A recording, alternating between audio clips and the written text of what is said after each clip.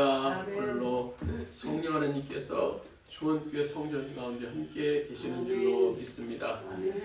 오늘 우리가 읽은 본문은 예수님의 순환 예고라는 그런 구절에 해당되는 말씀입니다.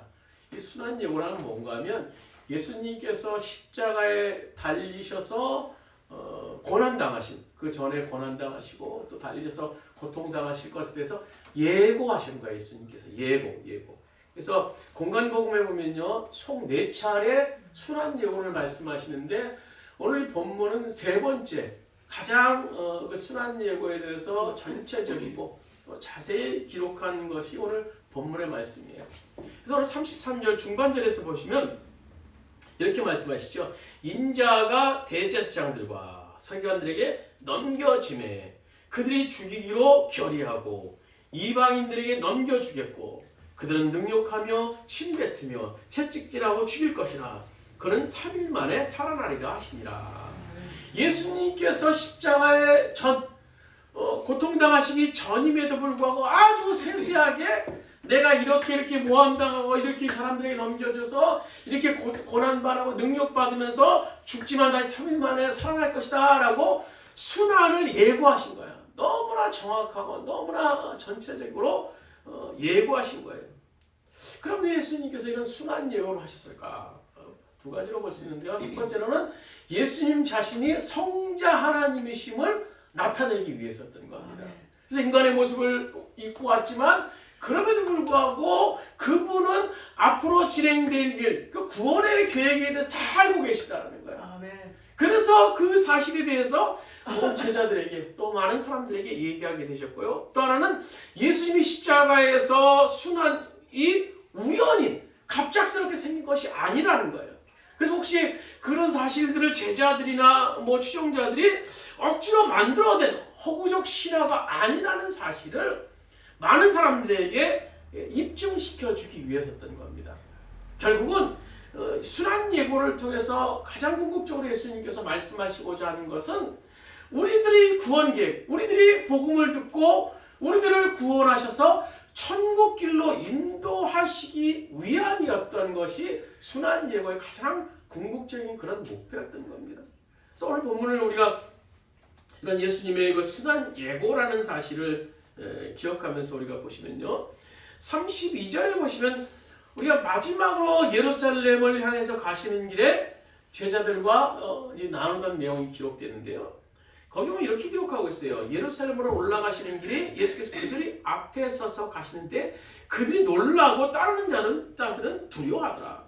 그러니까 예수님께서 예루살렘에 지금 십자가를 지러 올라가시면서 그 고난과 그 아픔에 대해서 얘기하시면서 앞으로 십자가를 질 것을 아셨지만 그 걸음이 당당하다는 거예요. 두려움도 없고 염려도 없는 아주 당당하게 걸어가는 그 모습을 보면서 제자들이 놀랐다. 그럴 정도로 당당함이 예수님께 있었던 겁니다. 그리고 이어서 예수님께서 아주 중요한 말씀을 이제 제자들에게 하시는데요. 나에게는 고난이 있지만 너희들에게도 이런 고난이 있을 것이다. 그래서 너희들에게도 이제 어떤 각오가 필요하다는 것 같은 각오. 그 순환 이후에 또 순환당하는 그 순간에 너희들이 가져야 될 각오를 말씀하시는데요. 그 각오를 우리가 몇 가지로 정리할 수 있는데요. 그 각오는 예수님의 제자뿐만 아니라 오늘 이 시대의 예수님의 제자라고 자청하는 우리들에게도 해당되는 말이에요.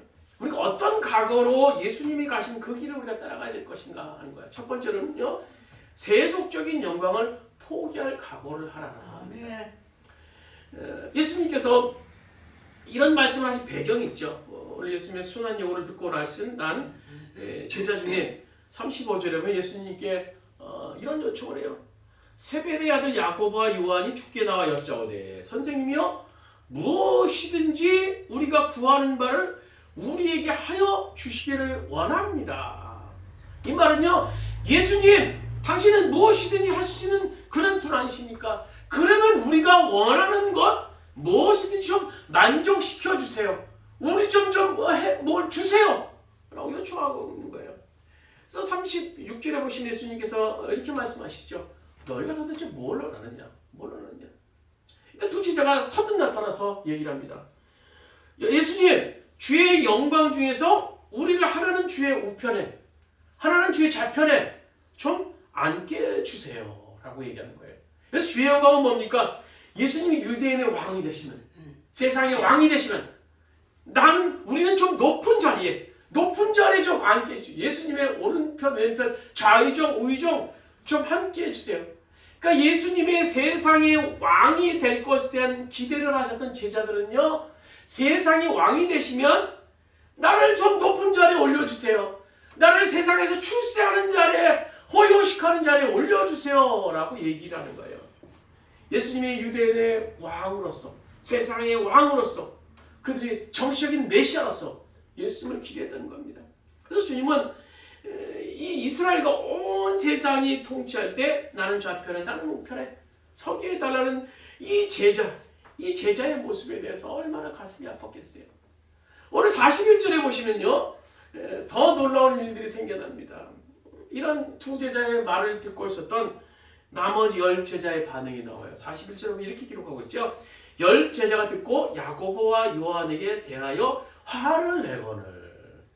지금 10제자들이 예수님을 향해서 좀 높은 자리 출세하기를 해주세요라고 있는 이 두 제자에 대해서 막 싸우는 거예요. 너희만 해먹을 거냐, 너희만 해먹을 거냐. 지금 제자들은 원팀이 돼야 돼요. 원팀이 돼서 지금 예수님이 가시는 그 길을요, 누구보다 잘 예수님이 보필해야 될 상황이에요. 이거 마치요, 요즘에 뉴스가 되고 있는 아주 시끄러운 우리나라 축구 대표팀 얘기하고 비슷한 것 같아요. 원팀이 돼야 될 그들이 뒤에서는요, 막 멱살 잡고 막 주먹질하고 막 싸웠다라는 거예요. 이러니 저러니 막 싸웠다는 거예요. 얼마나 가슴 아프겠습니까? 지금 제자들끼리요, 거의 막장 드라마에 가까울 정도로 지금 마가복음에 기록된 건 불을 냈다, 화를 냈다라고 기록되어 있지만요, 그 정도였다라면 아마 거의 막 뒤죽박죽 싸울 정도가 아니었을까.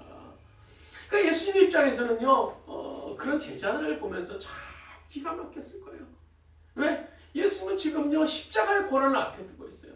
죽음이라는 정말 역대, 정말 감당할 수 없는 고난을 지금 앞에 두고 있었던 겁니다. 근데 그 고난 앞에서 그렇게 얘기했는데도 불구하고 지금 제자들이 그 예수님 앞에서 나는 우의정, 나는 좌의정, 예수님이 이제 왕이 되면 나는 출세할 거야 라고, 내가 출세할 거야, 내가 더 높은 자리에 올라갈 거야, 그 모습을 보면서 정말 억장이 무너지지 않았겠습니까? 제자들이 처음에 예수님을 쫓기로 결단했을 때 아마 지금 이런 모습은 아니었을 거예요. 예수님을 오랜 기간 쫓아다니면서 예수님이 십자가 앞에 두고 나서 예수님의 모습을 보면서 그들이 변했어요. 그들이 처음에는 신앙적 동기가 순수했을 거예요. 그런데 처음 예수님을 만났을 때 어떻게 했습니까? 예수님께서 이제 팔레스타인에 나타나셨을 때 예수님의 그 모습을 보고 놀랐을 거예요. 다른 랍비들하고는 달랐거든요. 어려운 사람들, 고아, 과부, 병든 자들, 어려운 이것들 막 돌보면서 그들과 동고동락 같이 하면서 그들이 아픔을 안는 모습 보면서 또 예수님이 전하는 그 천국에 대한 그 메시지를 들으면서 너무너무나 기뻤을 거예요. 너무나 감명받았을 거예요. 야, 그래, 나는 이분을 위해서 쫓아다녔는데 이분에게 쫓아다닐 거야. 이분이 나에게 영생을 주시고 나에게 천국을 구원할 수 있는 그 길을 인도하실 분일 거야. 그래서 구원에 대한 메시아에 대한 강력한 소망을 가지고 아마 제자들이 예수님의 그 길을 모든 것을 다 버려두고 쫓아도 아깝지 않을 것이다. 나의 그 천국 길을 인도하실 그분이기 때문에 그런 결단을 가지고 쫓았을 겁니다. 그런데 예수님을 이제 가까이서 제자로서 가장 멀리 쫓아다니면서 보니까요, 예수님이 행하시는 기적들을 보니까 막 눈이 휘둥그레지는 거예요. 막 오병이어 기적을 행하시고, 막 칠병이요, 막 죽은 사람도 살리시고, 막 각종 질병 걸린 사람 막 살리고 막 기적을 일으키는 거예요. 그런 모습을 보면서 예수님에 대한 기대가 그 순수함이 변하기 시작했어요. 예수님에 대해서 영적인 메시아가 아니라 육적인 메시아에 대한 기대, 영적이 아니라 육적인 기대가 일어나기 시작했다. 야, 저런 기적을 행하시는 분이시라면 나를 천국 길로 인도하실 분이겠지만, 그렇지만 이 땅에서도 어떤 내 소원을 들어주실 그분이야. 그분이야. 나를 잘 먹고 잘 살게 해줄 그런 분이야. 그래서 그들의 신앙적인 동기가 변절되기 시작했던 겁니다. 구원의 주 메시아, 구원의 메시아에서 정치적인 메시아, 영적인 메시아에서 육적인 메시아로 예수님의 기대가 바뀌었던 겁니다. 그래서 오늘 이런 모습이 제자들 가운데 나타났던 겁니다. 그래서 이런 모습을 보면서 오늘 우리들의 신앙에 대해서 한번 점검해 볼 필요가 있어요. 한국의 선교사들이 처음에 들어왔을 때 얼마나 순수한 마음을 가지고 그들이 들어왔겠습니까? 그 미국이나 뭐 영국 뭐 각기 자기 나라에서의 그 안락함을 포기하고 거의 복음의 불모지라고 할 수 있는 이 구석에 있는 중국 옆에 있는 조그만 나라에 복음을 들고 왔을 때 얼마나 그들이 순수한 마음을 가지고 아마 복음 하나만을 가지고 그들이 들어왔던 겁니다. 그러나 그 복음이 이 땅에 뿌려지면서 그 복음이 변절됐어요. 복음에서 복만 남았어요. 복만 남았어요. 그래서 한국이 한참 이 번창할 때를 1970년 말부터 이제 1990년 후반까지 이렇게 보는데요. 근데 그 당시에 이 강대상에서 전해지는 대부분의 메시지는 복받아랍니다. 복받아. 복받아야 산다. 복받아야. 선교의 성도들의 신앙적인 동기가 복받기 위해서요. 복받기 위해서요. 그래서 당시 모든 교회들은요, 뭐 봄, 가을만 되면 축복 대상에 아주 해서 막 대문짝 같이 막 동네마다 막 포스터를 붙이고 막 해서 했던 기억이 납니다. 그래서 교회는 저마다 이 복을 받아야 믿음 좋은 성도로 생각했어요. 예수 믿으면 건강해지고, 예수 믿으면 출세하고, 예수 믿으면 부자가 될 수 있다. 그런 메시지가 한국 교회의 주를 이뤘어요. 그 당시 한국의 그런 어려운 시대적 상황으로 인한 물질주의적인 그런 사조를 배경으로 해서 한국 고유의 그 기복신앙, 복주세요 정한 써놓고 하는 그런 기복신앙과 아울러서 미국 중심의 번영신앙이 딱 물려서 아주 정확하게 맞은 거예요. 자, 복받아야 된다. 그래서 이 한국교회는 이 복에 대한 메시지를 붙잡았어요. 물론요, 예수 믿으면 복이 없다는 얘기 아니에요. 복 받아요. 예수 믿으면 복이 있습니다. 예수 믿으면요, 출세할 수 있고요. 예수 믿으면 병도 기적적으로 살아날 수 있습니다. 아멘. 예수 믿으면요, 우리 인생이 새로워질 수 있습니다. 아멘. 그러나 그것이 기독교의 핵심의 메시지는 아니라는 거예요, 여러분. 핵심이 아니에요, 그건요. 지금 그것만 붙잡고 있다가 지금 한국교회가 얼마나 혹독한 지금 어려움을 당하고 있습니까? 코로나라는 어려움, 또 물질에 대한 어려움 속에서 많은 성도들이 교회를 떠나요. 지금 한국교회는요, 선교의 어떤 혹독한 겨울을 맞이하고 있어요.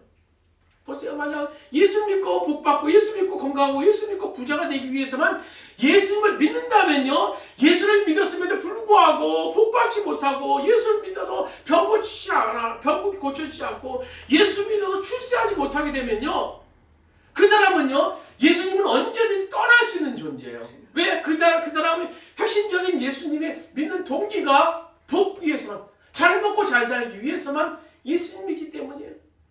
예수님을 믿어도요, 병이 올 수 있고요, 복 못 받을 수 있고, 또 출세 못할 수도 있어요. 근데 그것이 핵심적인 가치가 되어서 그것만을 붙잡고 있을 때, 그것을 만족시키지 못한다면요, 언제든지 그들은 예수님을 떠날 수 있는 하나의 예수 믿는 동기가 소비에 불과할 수 있다는 겁니다. 예수 믿는 동기가 뭐냐? 동기가 과연 부자 되고 출세하고 혹은 그것들을 도와준다는 사실 때문에 그것을 믿느냐? 오늘 제자들이 예수님을 따랐던 세속적인 그런 영광이냐? 아니면 비록 그런 것들 때문에 신앙생활을 시작했지만 이제 믿다 보니까 하나님의 은혜를 깨달았어요. 아멘. 믿다 보니까 하나님의 은혜를 깨닫다 보니까 어떤 상황 가운데서도 구원의 주님을 바라보게 되었느냐? 아멘. 구원의 주님을 바라보게 되었느냐? 좀 출세 못해도, 좀 못 가져도, 상황이 좀 어려워져도 구원의 주님을 소망하면서 이 땅에서 기쁨으로 살면서 또 영원한 하나님 나라를 소망하며 인도하실 것을 믿으며 살고 있느냐 하는 거예요. 이것이 우리의 신앙의 동기가 되어야 돼요. 구원의 주님. 내 어려움 속에서도, 내 힘듦 속에서도 또 주님께서 인도하실 그 영원한 나라를 바라보는 구원의 주님의 소망. 그래서 하루하루 나를 변화시켜 주시고 나를 인도하실 그 주님을 생각하면요, 막 기쁜 거예요. 막 감사가 넘치는 거예요. 근데 그렇게 신앙생활을 한 지 그렇게 오래되었는데도 불구하고 여전히 10년, 20년, 30년 그렇게 믿었어요. 여전히 세속적인 영광에 대한 기대가 오늘 그 사람을 지배하고 있고, 가장 강력한 내가 교회에 나오는 동기가 되었다면요, 그 동기는 순수하지 못한 동기인 겁니다. 오늘 말씀 속에서 다투는 제자들이요, 다른 사람이 아닙니다. 바로 우리 자신일 수 있는 거예요. 우리 자신. 그러므로 우리는요, 예수님을 쫓는 제자로서 세속적인 영광을 구하기보다 주님을 따라야 할 각오를 우리가 먼저 해야 돼요. 이것이 제자들이 예수님께서 말씀하신 첫 번째 각오입니다. 세속적인 영광을 포기하고 나를 따를 각오를 하라는 겁니다. 두 번째는 뭡니까? 섬김의 각오에 대해서 말씀해 주고 계세요. 41절에서 우리 제자들은 세속적인 영광에 기해서 내가 먼저라고 다투는 모습을 이제 봤는데요. 예수님께서 그런 제자들을 향해서 너희들이 걸어야 할 길은 결코 이 지배의 길이 아니라 우의종, 자의종 그런 높은 길이 아니라 섬김의 길이라는 것을 가르칩니다.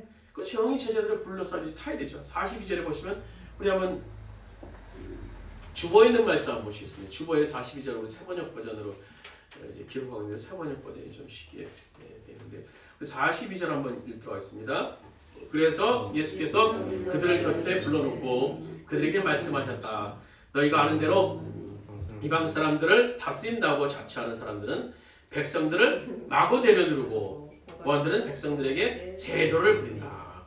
이 세상에서 리더라는 사람들이 사는 방법이 뭡니까? 백성들을 짓밟고 권세를 부린다. 세도를 부린다라는 거예요. 그러나 그 다음 절에 보시면요, 믿는 자들이 세상에서 어떻게 살아야 되는지 오늘 성경 말씀 본문에 보시면 43절에 이렇게 기록하고 있죠. 너희 중에는 그렇지 않을지니 너희 중에 누구든지 크고자 하는 자는 너희를 섬기는 자가 되라라고 기록하고 있어요. 너희 중에 그렇지 아니할지니 42절에 그런 사람처럼 살아서는 안 된다는 거예요. 다르게 살아야 된다는 것이죠. 그래서 44절 우리 주보에도 성경 구절을 오늘 본문 기록했는데요. 44절에 보시면 이렇게 말씀해 주고 44절 우리 한번 같이 한번 읽도록 하겠습니다. 너희 중에 누구든지 으뜸이 되고자 하는 자는 모든 사람의 종이 되어야 하리라. 참 예수님께서 이 제자들이 섬기는 자가 되는 것은 물론 더 강력한 메시지, 종이 되라. 모든 사람의 종이다. 예수님께서 세상의 종이 되셨죠. 예수님께서 섬기는 것을 넘어서 왕 중의 왕이신 그분이 인간을 섬기는 것은 물론요, 종이 되셨어요. 우리가 그분의 생애 동안에 이 다양한 모습들을 보면요, 당시 사람들은 예수님 섬기는 것에 초점이 맞춰져 있었어요. 제자들의 발을 씻기시고 굶주린 사람들에게 먹을 것을 주시고 병진 자들을 치료하셨고 고아와 과부를 그 시대의 가장 약자인 그들을 도왔어요. 예수님의 섬김의 절정이 뭡니까? 자기를 비워 종의 형체를 입으시고 십자가에 섬기면서 죽기까지 자기를 낮추시며 세상을 섬기셨다. 오늘 빌립보서 2장 5절 우리 주보에 있는 말씀 한번 같이 한번 읽도록 하겠습니다. 빌립보서 2장 5절에서부터 우리 8절까지 말씀 같이 읽도록 하겠습니다. 여러분 안에 이 마음을 품으십시오. 그것은 곧 그리스도 예수의 마음이기도 합니다. 그는 하나님의 모습은 지녔으나 하나님과 동등함을 당연하게 생각하지 아니하시고 오히려 자기를 비워 종의 모습으로 취하시고 사람과 같이 되셨습니다. 그는 사람의 모양으로 나타나셔서 자기를 낮추시고 죽기까지 순종하셨으니 그 십자가에서 죽기까지 하셨습니다. 오늘 주님께서는 섬기셨는데 섬기심이 그 절정이 성육신하셔서 자기 몸을 버리시면서까지 종이 되시기를 기꺼이 마다하시고 죽기까지 순종하셨다라는 거예요. 우리들의 섬김이요, 우리가 느끼는 정도의 섬김 정도로는 예수님께서 부족하다라는 거예요. 어느 정도로? 세상의 사람의 종이 될 정도로 섬기라는 거예요. 참 어려운 얘기예요. 내가 그 인간 정말 어떻게 섬겨? 내가 그 인간을 어떻게 종이 될 수 있어? 차라리 죽으면 죽었지. 난 그렇게 못해. 참 예수님이 요구하시는 것은요, 너무너무 어려운 요구를 하세요. 섬김을 넘어서 세상의 종이 되라는 거예요. 그것이 어떻게 가능할까요? 그것이 어떻게 가능해요? 오늘 성경에서 그것이 가능한 방법이 한 가지를 요구하고 말씀해 주고 있어요. 그것은 내가 죽었음을 믿으면 가능하다는 거예요. 내가 죽었음을. 내 자가 십자가에서 죽었음을 믿고 그 십자가에서 내 안에 계신 예수님께서 사셨다라는 거. 아멘. 내 안에 내재하신 예수님께서 사셨다라는 것을 믿으면 가능하다는 거예요. 종이 될 정도로 성육신하신 그분이, 내 안에 내재하신 그분이 사시면 가능한 거예요. 아멘. 오늘 예수님께 제자들에게 철저한 섬김의 삶을 강조하면서 모든 사람의 종이 되어야 된다. 너희들이 지금 오른쪽 왼쪽 얘기할 때가 아니라는 거예요. 오른편을 내밀면 왼편까지 편까지 내밀 정도로, 오리를 가자면 십리를 갈 정도로 그들을 섬겨야 되는데, 너희들이 지금 세상에서 우의정 좌의정하면서 그 높은 자리를 탐낼 때가 아니라는 겁니다. 너희들은 세상 사람들처럼 섬기는 것이 아니라 그보다 더 내가 갔던 그 길을 걸어가는 제자로서 나보다 더 섬김의 모습을, 내가 저는 그 섬김의 모습을 너희들이 가져야 된다고 말씀해 주고 계시는 거예요. 주님의 제자로 살기로 한다면 세상에 종이 될 정도로 섬김을 각오하라는 겁니다. 두 번째로 예수님께 제자들에게 한 각오는 섬김의 각오. 세 번째로는요, 오늘 고난을 각오하라는 겁니다. 제자들에게.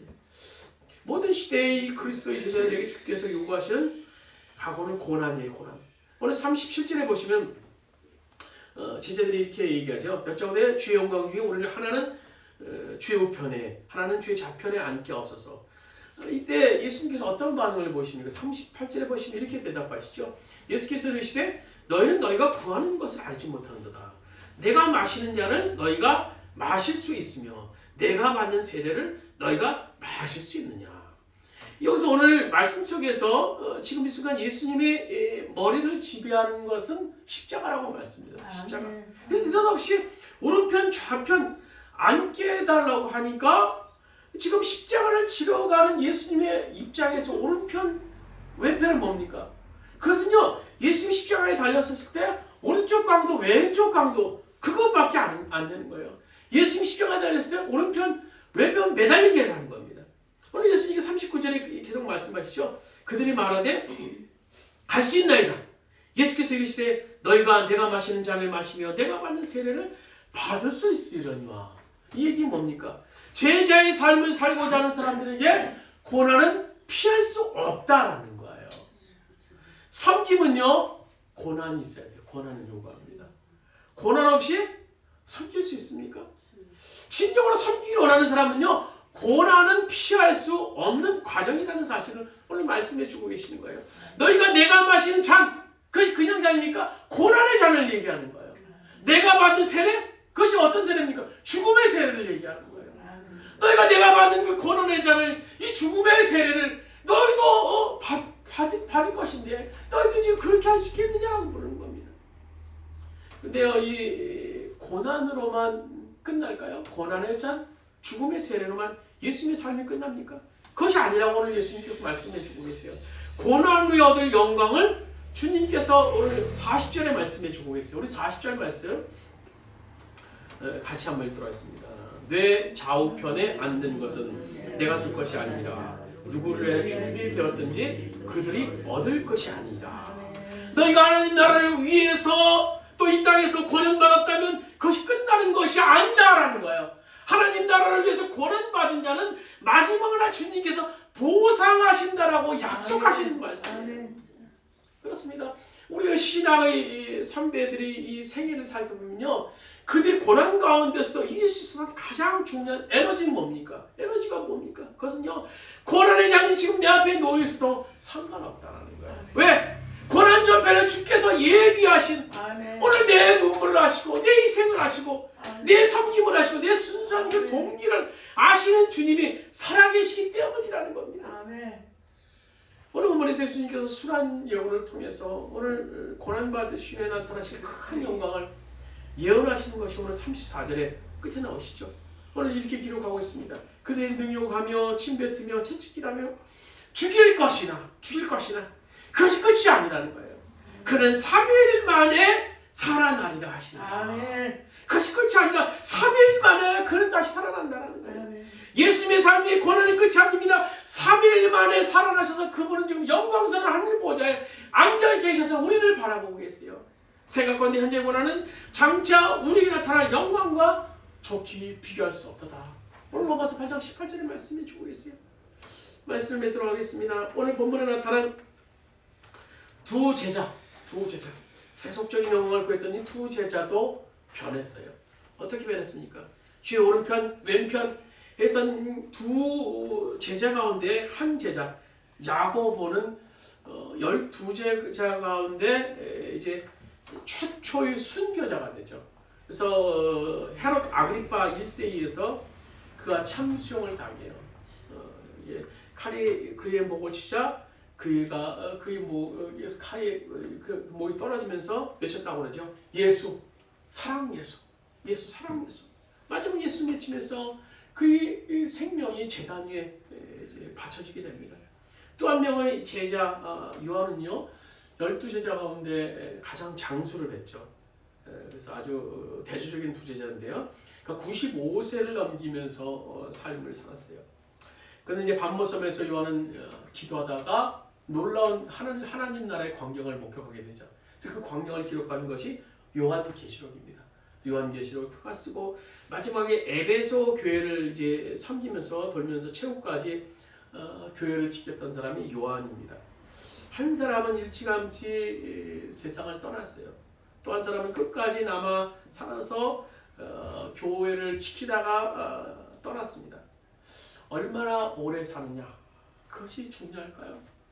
이 두 제자의 생애를 이렇게 지켜보면서 얼마나 영광스럽게 우리의 생애가 결산될 수 있는가, 후회 없이 죽을 수 있는가. 각자 걸어야 될 삶의 길은 다르지만요, 각자 살아야 되는 인생의 길이는 다 다르지만요, 하나님이 나에게 맡겨주신 그 미션, 그 사명을 위해서 후회 없이 살다가 얼마나 영광스럽게 하나님 앞에 설 수 있는가 하는 거예요. 이것이 지금 이 땅에서 우리에게 너무너무나 중요해요. 이것보다 우리에게 더 중요한 것은 없어요. 왜냐하면 지금 우리들이 가야 될 그 천국은요, 영원한 것이기 때문인 겁니다. 그에 비하면 이 땅에서 우리들의 삶은요, 찬란합니다. 소풍과 같은 삶이에요. 근데 지나기 때문에 우리들의 삶이 주님 앞에 섰을 때 어떻게 세워질 것인가, 어떻게 평가될 것인가, 너무너무나 중요합니다. 그렇다면 오늘 우리들의 사는 모습이 지금 너무나 안일하지 않을까요? 물론 우리가 안식도 필요하고 쉼도 필요하겠지만 그 쉼이 우리가 하나님과 멀어지게 하는 그런 요인이 된다면 그것은 우리에게 안식이 될 수 없는 겁니다. 좀 더 우리는 신앙에 대해서 좀 더 진지할 필요가 있어요.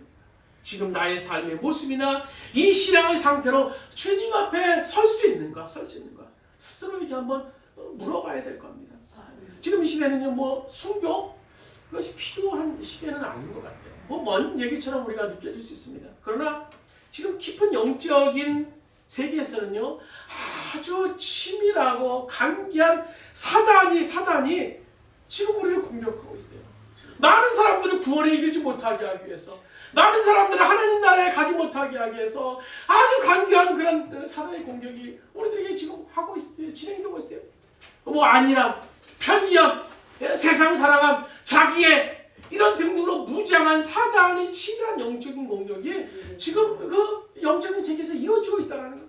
얼마나 많은 사람들이 그 안에 녹아나서 오늘 복음과 상관없는 삶을 살고 있습니까? 하나님 나라와 상관없는 삶을 살고 있어요. 그러기에 우리는 오늘 그 시대의 제자들보다 더 국가는 어떻게 보면 믿음의 각오가 필요합니다. 아멘. 우리 순교가 없고 그때처럼 박해가 없으니까 아무것도 아니에요. 엄청난 지금 사단의 세력들이 사단이 우리를 공격하고 있다는 겁니다. 더 각오가 필요한 시대입니다. 아멘.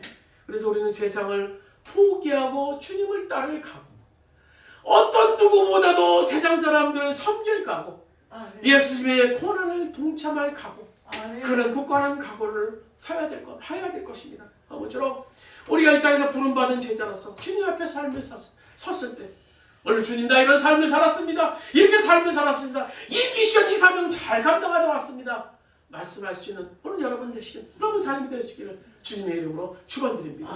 우리 잠시 기도드리겠습니다.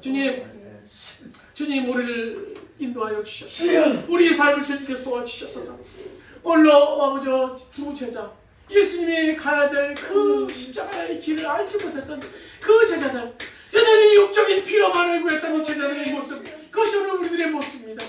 우리 이 땅에서 잘 먹고 잘 살면 끝이라고 생각하는 그런 아니란 제자의 모습을 가지고 있습니다. 주님이 용서하여 주시옵소서. 용서하여 주시옵소서. 우리가 주님의 제자로서 주님이 가신 그 십자가의 길을 걷기로 자청하시는 우리들 될 수 있도록 인도하여 주시옵소서.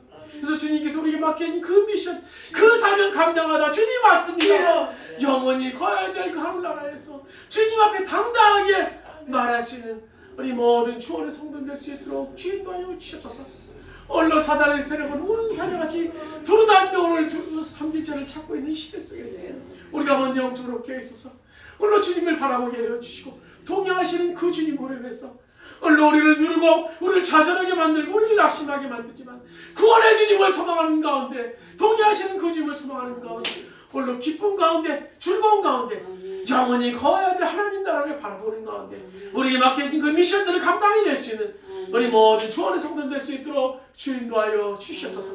이제는 우리 주 예수 그리스도의 은혜와 하나님 아버지의 무한하신 사랑하심과 보혜사 성령님의 감화 감동에 교통하시는 종이 오늘 우리에게 맡긴 그 사명 감당하며 주님의 제자로서 오늘 당당하게 주님의 심판대에 서기를 원하는 우리 모든 주원의 성도들 머리 위에, 그의 가정의 사업자나 직장의 이민족의 땅의 모든 교회 위에 이제부터 언제까지 함께 하시기를 간절히 축원하옵나이다.